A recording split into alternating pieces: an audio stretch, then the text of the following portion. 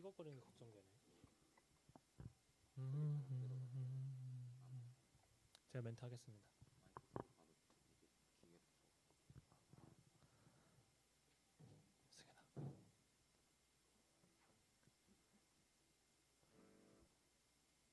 BGM 깔아주세요. 소리가 안 나? 안녕하세요. 제2회 고등부 라이브 예배 오신 여러분들을 정말로 환영합니다. 여러분 한 주간 어떻게 지내셨습니까? 벌써 이제 저는 내일이 개강이고 내일이 개학인 친구들도 있을 것 같아요. 한 주간 여러분들은 받으신 은혜가 있으십니까? 이 시국이다. 우리가 코로나에 많이 지쳐있는 시기지만 그럼에도 불구하고 주님의 사랑과 은혜는 늘 함께하고 있다는 것을 믿습니다. 오늘 그 각자 받으신 은혜와 사랑을 기억하며 이 찬양으로 나아가기를 원합니다. 우리 날 사랑하는 이 예수 함께 찬양하시면서 나아가겠습니다.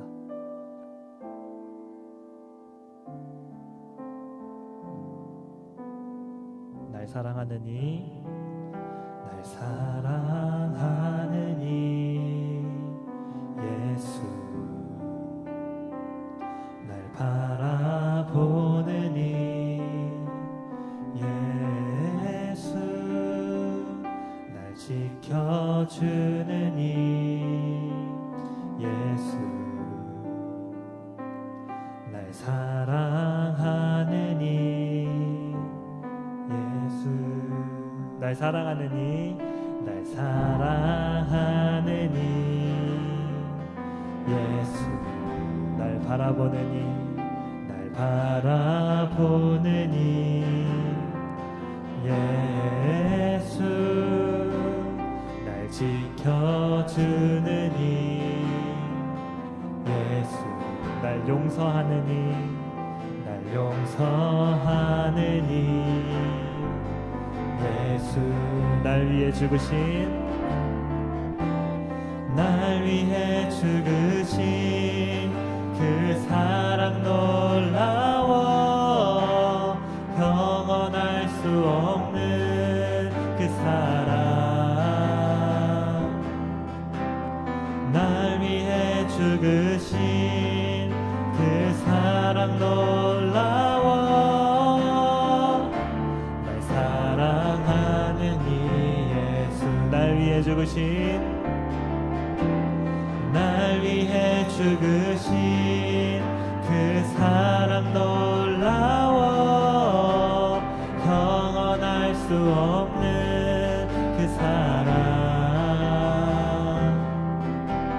날 위해 죽으신 그 사랑 놀라워 날 사랑하는 이 예수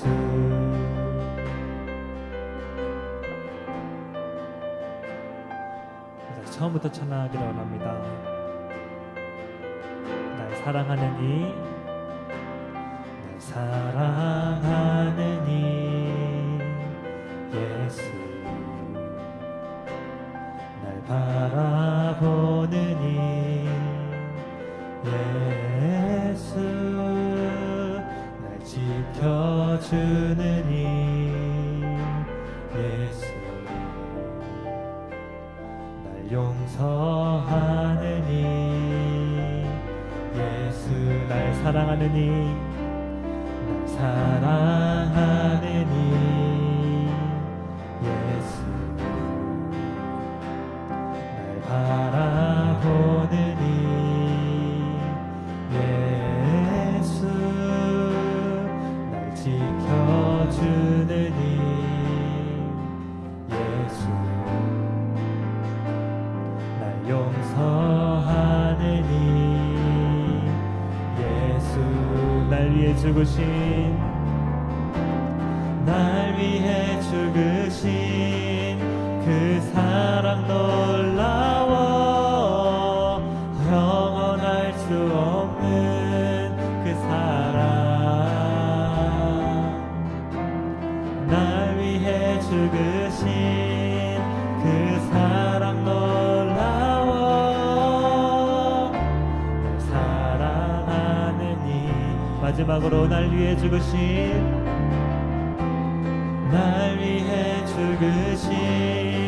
그 사랑 놀라워 형언할 수 없는 그 사랑 날 위해 죽으신 그 사랑 놀라워 날 사랑하는 이 예수 성령이여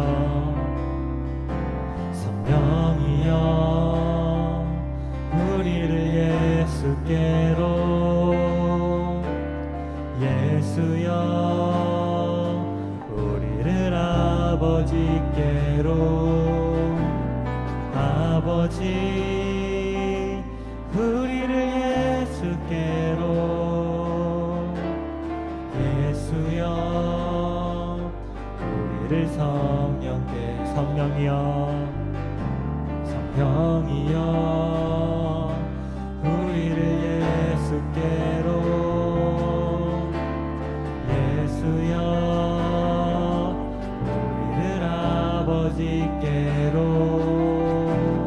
아버지 우리를 예수께로 예수여 우리를 성령 인도하소서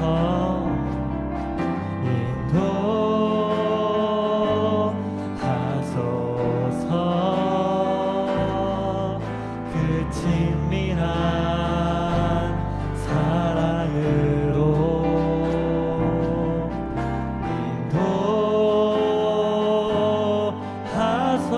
인도하소서 그 영원한 사귐을 인도하소서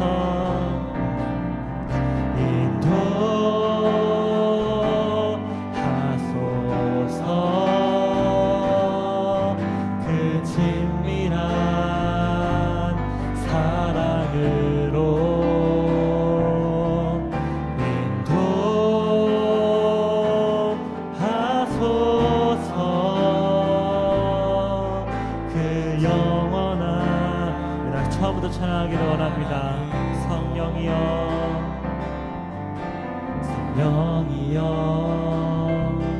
우리를 예수께로 예수여 우리를 아버지께로 아버지 우리를 예수께로 예수여 인도하소서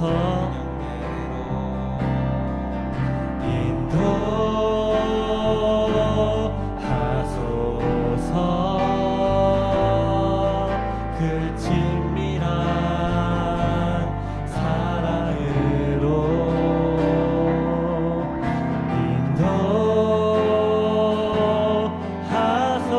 인도하소서 그 영원한 사귐으로 인도하소서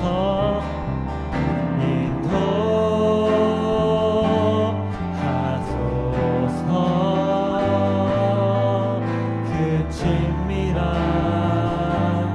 사랑으로 인도하소서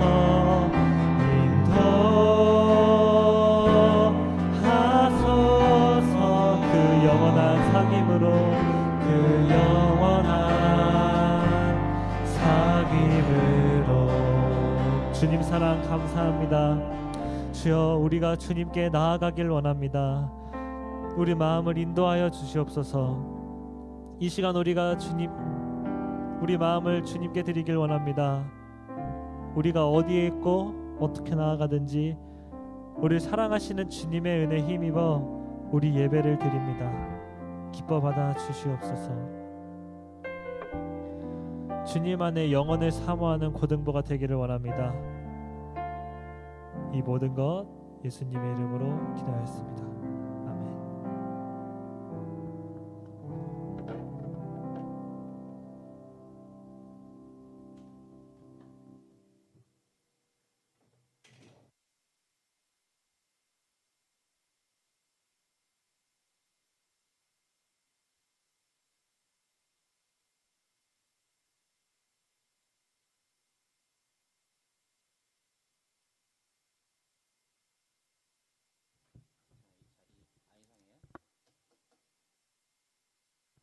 자, 우리 고등부 친구들 안녕하세요. 한 주간 동안 우리 잘 지내고 있는지 궁금하네요. 자, 안녕. 자, 되게 아직 어색합니다. 네. 자, 설교라고 써 있는 부분, 네, 설교라고 써 있는 부분을 클릭해주면 네, 자막이 나옵니다. 자, 오늘 함께 나눌 말씀은 사도행전 26장 27절에서 29절 말씀이에요. 우리 같이 한번 우리 다 집에 있고 또 어차피 크게 읽어도 아무도 뭐라 할 사람 없으니까 오히려 예배실에 있을 때보다 더 당당하게 큰 목소리로 한번 같이 세 절 한번 읽어보도록 하겠습니다. 시작. 아그리빠 왕이여 선지자를 믿으시나이까? 믿으시는 줄 아나이다. 아그리빠가 바울에게 이르되 내가 적은 말로 나를 권하여 그리스도인이 되게 하려 하는도다. 바울이 이르되 말이 적으나 많으나 당신뿐만 아니라 오늘 내 말을 듣는 모든 사람도 다 이렇게 결박된 것 외에는 나와 같이 되기를 하나님께 원하나이다 하니라. 아멘. 네, 오늘은 사도행전의 여러 가지 이제 이야기들 중에서 설교에 대한 이야기를 해보려고 해요. 우리가 지금 복음과 사명에 대한 그 스토리를 가지고 사도행전 로마서를 같이 공부하고 있고요. 특별히 이제 사도행전의 내용들을 쭉 함께 이어가고 있습니다. 거기에서 오늘은 사도행전의 백미라고 할 수 있는 설교들, 메시지에 대한 이야기를 해보려고 하고요. 아주 짧은 전도의 메시지도 있고 또 긴 스토리를 담은 설교도 있습니다. 그런데 이런 메시지들을 우리가 살펴보는 가운데 아주 큰 교훈을 얻을 수 있고, 그리고 또 우리가 복음의 사명을 가지고 살아가려고 한다면 거기에 결국 가장 중요한 건 그 사명을 실천하기 위해서 입을 열어야 돼요. 예를 들어서 선교사님이 어느 정말 해외 지역의 외진 곳에 가서 하나님의 사명을 감당한다. 그럼 무엇을 하겠습니까? 결국에는 입을 열어야 돼요. 그 나라의 언어로, 그들의 말로 예수 그리스도를 전해야 됩니다. 사도행전은 결국에는 입을 열어서 예수님의 이야기를 한 사람들의 스토리, 그러니까 예수님의 말을 전하고 예수님의 복음을 전달한 그런 스토리가 적혀져 있는 거죠. 하나님의 놀라운 일들이 나타났을 때, 하나님께서 그러한 일을 일으키셨을 때, 또 사람들이 모여들었을 때, 그리고 위기의 순간이나 죽음 앞에서도 입을 열어서 예수를 전한 그런 증인들의 모습이 사도행전에 기록되어 있어요. 그래서 오늘은 제가 그 메시지들을 좀 뽑아봤고요. 그 메시지들 가운데 오늘 소개하는 그런 이제 설교들은 나름대로 설득력 있게 성경의 진리와 우리 예수님의 복음을 전달하는 메시지입니다. 자, 여기 페이지를 그냥 넘겨보겠습니다. 자, 우선 넘어가면 2장부터 26장까지 총 8개의 그 설교들을 간단하게 뽑아봤어요. 베드로와 스데반 그리고 바울이 이 메시지들의 주인공이고, 차례대로 한번 살펴보면서 오늘 이런 설교들, 이런 메시지들 가운데 어떠한 내용이 있었는지, 그리고 어떠한 상황 가운데 전했는지 한번 나눠보도록 하겠습니다. 먼저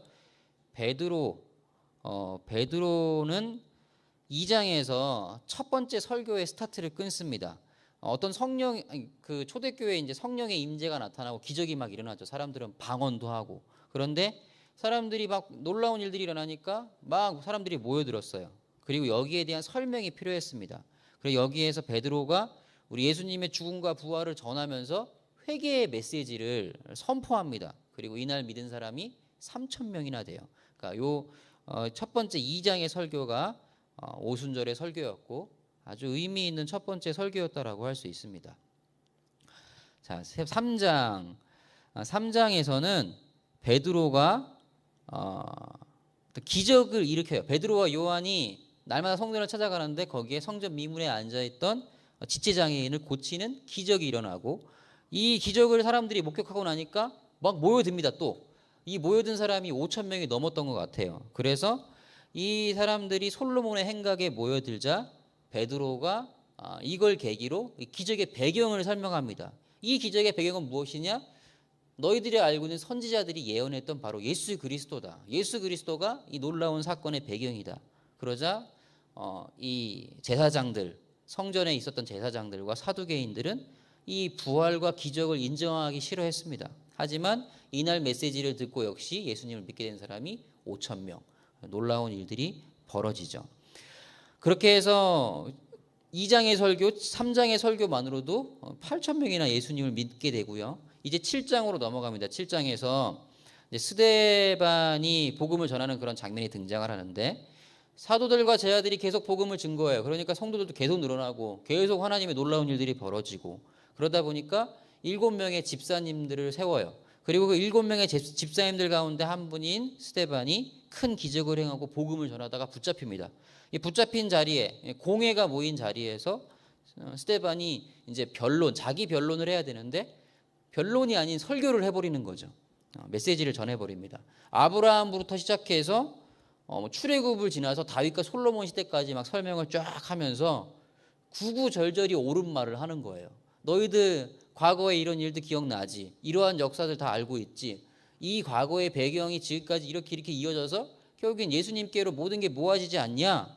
그러면서 마지막으로 너희도 우리 조상들이 했던 것처럼 항상 성령을 거스른다 이렇게 책망을 합니다. 근데 이 책망 앞에 다 마음이 굴복할 수밖에 없었어요. 그렇게 되면서 스데반의 메시지가 결국 사람들의 마음을 바꾸지는 못했지만 지금 이 사도행전 전체에서 어쩌면 가장 강력한 메시지라고 생각될 수 있는 그런 메시지입니다. 그래서 7장에 다른 사도 바울이나 베드로의 설교가 아닌 이 스데반의 설교가 기록되어 있어요. 자, 그리고 쭉 또 전도를 하고 복음을 전하고 이런 과정들이 쭉 기록되다가 13장에 가면 바울이 비시디아 안디옥 회당에서 메시지를 전합니다. 이 얘기는 제가 한번 언급을 했었는데 토로스 산맥을 넘어가서 막 생사의 위기를 걸고 그리고 나서 복음을 전하러 왔던 바울이 이곳에 이제 비시디아 안디옥에서 세례 요한의 일로부터 해서 모세와 다윗의 교훈을 인용하면서 모세의 말, 다윗의 말을 인용하면서 메시지를 전하죠. 회당에서. 인생 최고의 메시지라고 저는 생각이 들고요. 이때 이 바울의 메시지를 통해서 또 많은 사람들이 예수님을 믿게 됩니다. 자, 13장부터는 계속 바울의 메시지가 이제 주인공이 돼요. 자, 그리고 17장으로 넘어가면 바울이 아테네에 가서 복음을 전하는 이야기가 나옵니다. 인생에서 가장 논리적인 메시지였어요. 바울이 전했던 많은 설교들이 있겠죠. 기록되지 않은 설교도 있을 테고. 하지만 이 17장은 바울의 인생에서 가장 논리적이고 철학적이고 뭐 좀 영어로 말하면 스콜라틱한 그런 설교를 했어요. 왜냐하면 거기가 바로 아테네이기 때문에 많은 철학자들, 우리가 알고 있는 소크라테스, 플라톤 이런 사람들이 활동했던 곳이잖아요. 그곳에 가서 복음을 전할 때 아주 논리적으로 설교를 합니다. 그게 17장에 등장을 하고, 재밌는 거는 거기에서 열매가 생각보다 적습니다. 설교문을 보고 있으면, 메시지를 보고 있으면 야 진짜 논리적이다, 그럴듯하다 싶은데 사실은 사람들은 거기에 넘어가지 않고 그의 학문, 어떤 그런 논리에만 관심을 가지는 그런 피드백이 보입니다.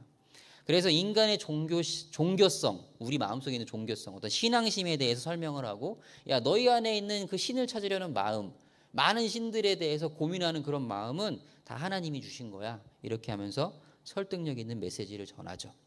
그러나 17장 34절에 가면 그 중에 몇 사람만이 바울을 가까이 하면서 믿었다라고 기록을 합니다.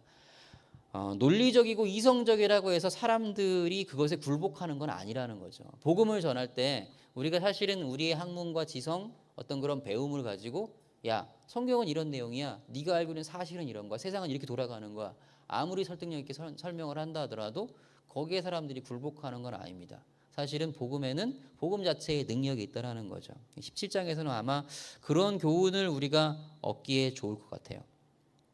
20장으로 넘어가면 바울이 그 밀레도에서 눈물의 고별 설교를 합니다. 에베소 장로들을 만나서 그 장로님들에게 마지막 부탁과 권면을 하는 그런 내용이 등장을 해요. 바울이 이제 저는 여러분들을 다시는 얼굴을 보지 못합니다라고 말하면서 이제 비장한 메시지를 남기고, 여기에는 우리가 아주 잘 알고 있는 훌륭한 그런 문장들이 등장을 하는데, 제가 한 문장을 읽어볼게요. 내가 여러분을 주와 및 그 은혜의 말씀에 부탁하노니 그 말씀이 여러분을 능히 든든히 세우사 거룩하게 하심을 입은 모든 자 가운데 기업이 있게 하시리라.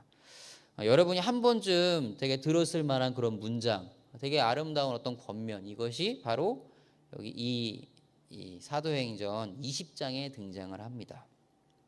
그리고 이제 마지막으로 사도행전 22장과 이제 23장이라고 적어놨네요. 22장과 26장에는 두 번의 변증적인 설교가 등장을 해요.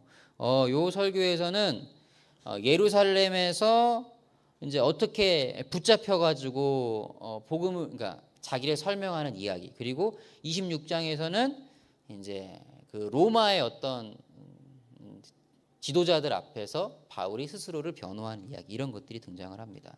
유대인들이 예루살렘에서 바울을 붙잡습니다. 그리고 이제 죽일 생각을 하고 있어요. 그런데 바울이 이때 자기를 변호를 해야 되잖아요. 그래서 바울이 자기에 대한 그런 변호를 하면서 역시 스데반처럼 하나님 복음을 전해버립니다. 나는 보고 들은 것의 증인이다. 너희도 예수님의 이름을 부르고 회개해라. 이렇게 말을 하는 거죠. 단순히 나는 예수 믿고 있는데 왜 날 죽이려고 합니까? 나는 당신과 똑같은 하나님 믿고 있는 겁니다. 나는 뭐 불법한 일을 저지른 게 없습니다. 나는 윤리적으로 도덕적으로도 실수한 게 없습니다. 율법에도 거스른 게 없습니다. 이렇게 변호한 게 아니에요. 그런 이야기를 쭉 하면서 난 증인이다. 너희들도 예수 믿어야 된다. 이렇게 말하면서 전도를 하는 거죠. 그리고 나서 바울이 바로 요 시점에 22장 요 시점에서 재판을 요청해요. 나는 로마 시민이니까 정식 재판을 받고 싶습니다. 이렇게 딱 요청을 해버리니까 이 사람 바울을 죽이려고 했던 유대인들의 공격으로부터 보호를 받게 됩니다. 로마 군대의 보호. 그리고 정식 재판을 요청했기 때문에 시저를 만나야 돼요. 카이사르. 그래서 그 이후에 이제 벨릭스, 아그리빠, 베스도 이렇게 계속 만나게 되는 과정들이 결국에는 이제 바울이 그러한 재판을 요청했기 때문이죠. 마지막으로 로마로 가게 붙잡아야 됩니다. 로마로 가게 된 이유도 그렇게 재판을 요청했기 때문이에요. 나는 로마의 시민이기 때문에.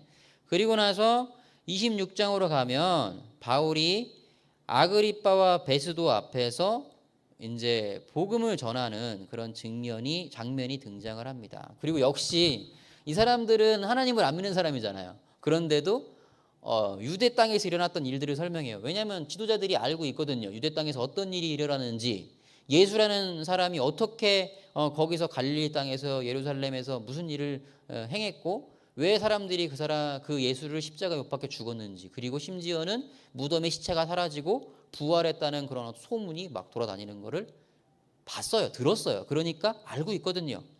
그러니까 그때 전도를 하는 거죠. 당신도 예수님 믿어야 됩니다. 다 알고 있지 않습니까? 라고 말하면서 빌라도의 이야기 들었지 않습니까? 왕과 총독 그리고 로마의 그 신하들 앞에서 당당하게 예수님의 부활을 증거하고 예수님을 표현합니다. 이렇게 22장과 26장에서는 바울이 자신의 용기와 그 믿음을 그대로 드러낸다라고 할 수 있겠죠. 자, 여러분은 어떤 생각이 듭니까? 사도행전 28장의 곳곳에서, 요거 페이지가 안 넘어가네요. 네.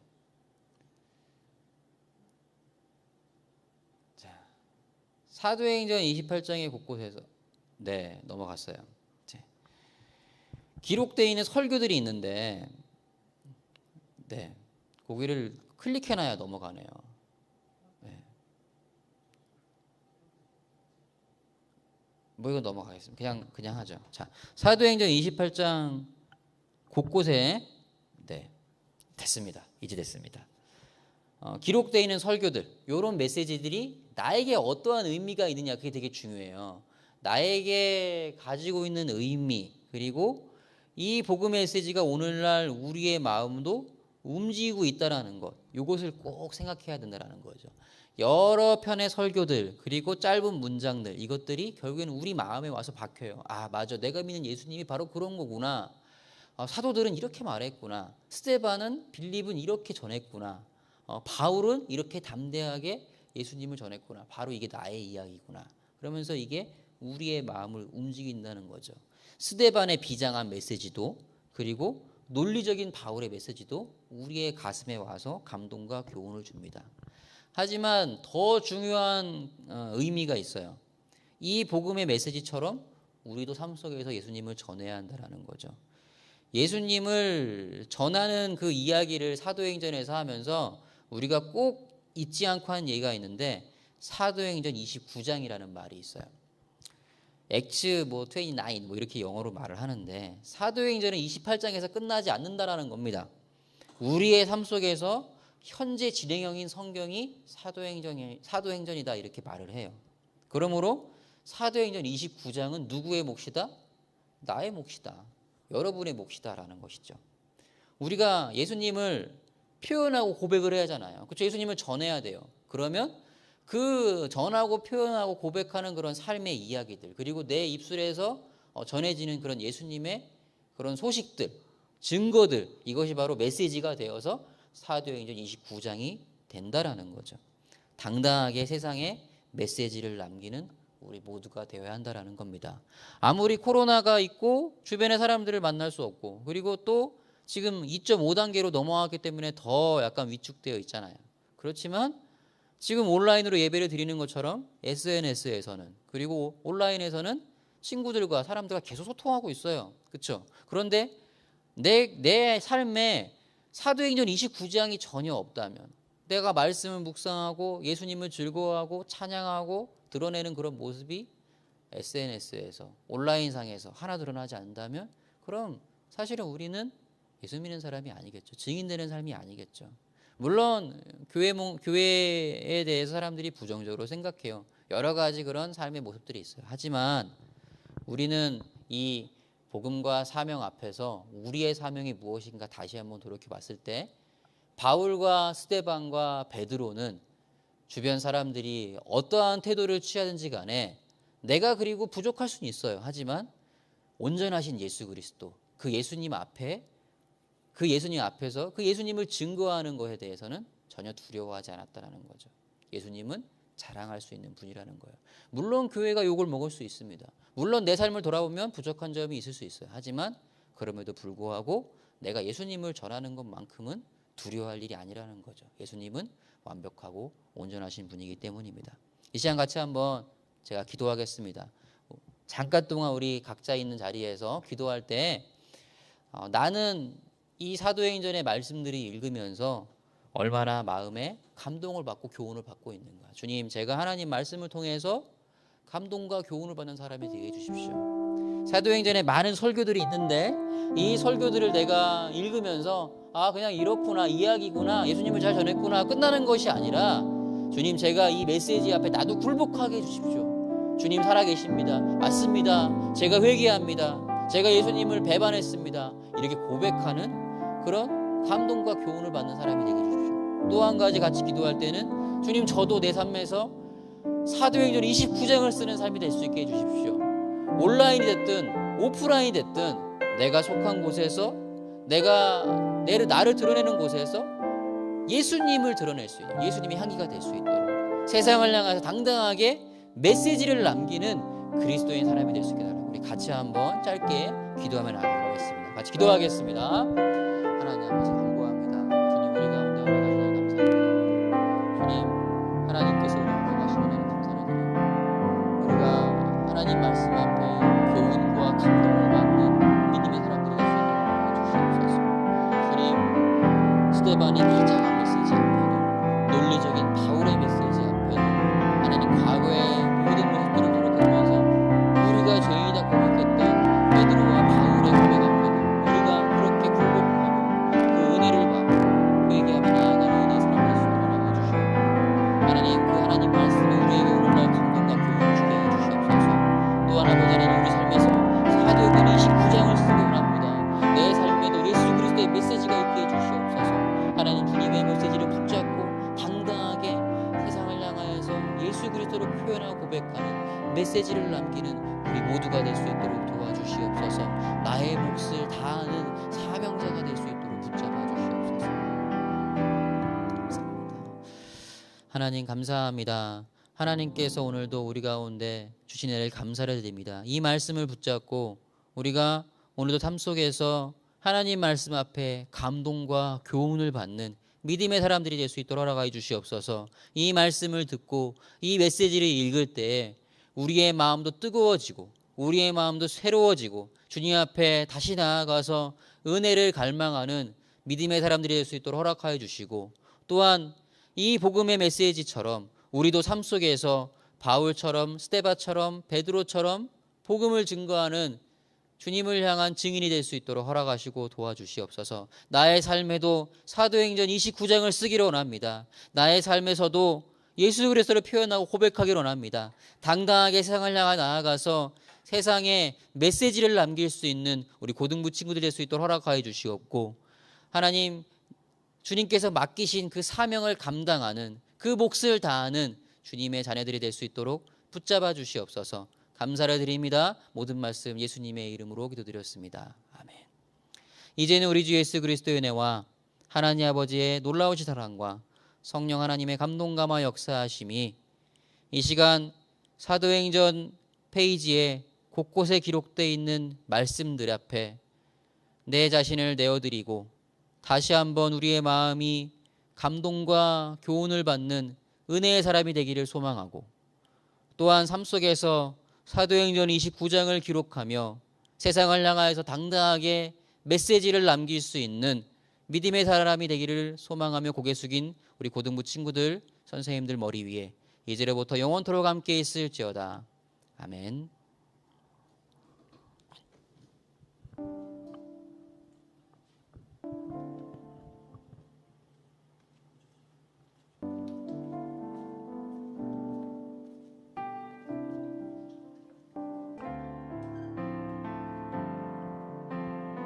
날 사랑하느니 날 사랑하느니 예수 느니 날 지켜주느니 예수 날 용서하느니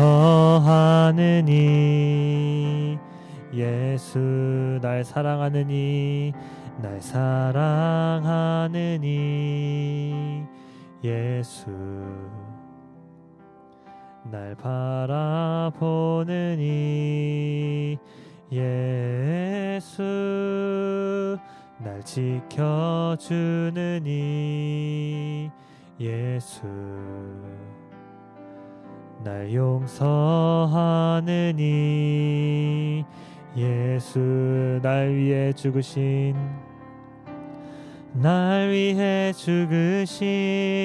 그 사랑 놀라워 형언할 수 없는 그 사랑 날 위해 죽으신 그 사랑 놀라워 날 사랑하느니 예수. 한 주간도 승리하시고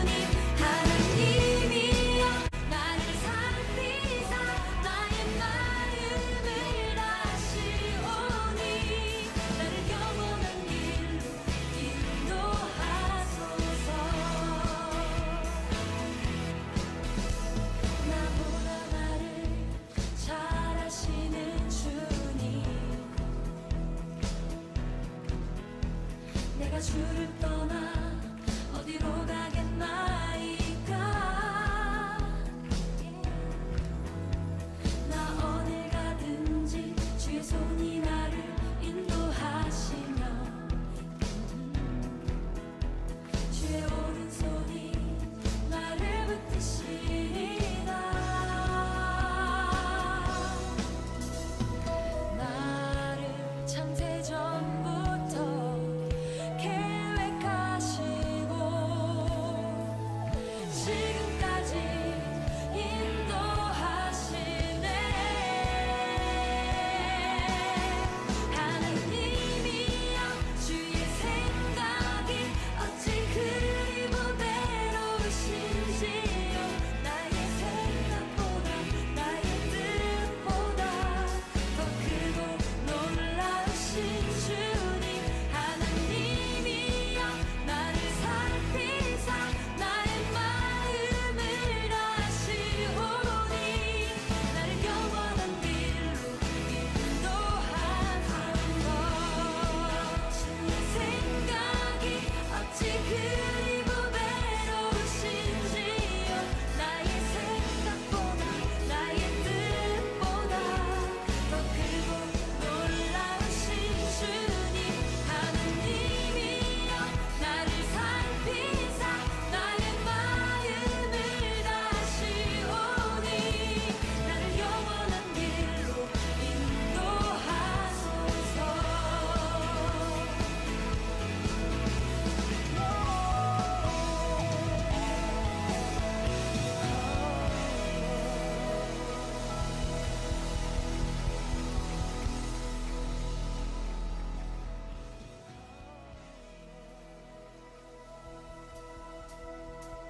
나보다 나를 잘 아시는 주님.